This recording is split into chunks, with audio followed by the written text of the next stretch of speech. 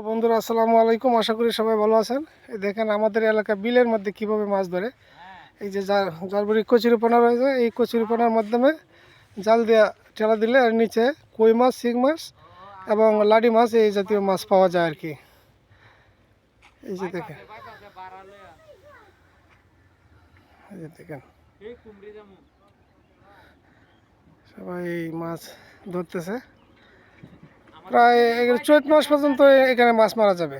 চৈত মাসে গিয়ে পরে এখানে যে কইন রয়েছে বা পাগার জাতীয় রয়েছে, এটি পরে সেচ দিবে, সেচ দেওয়া শীতচা মাছগুলো ধরবে।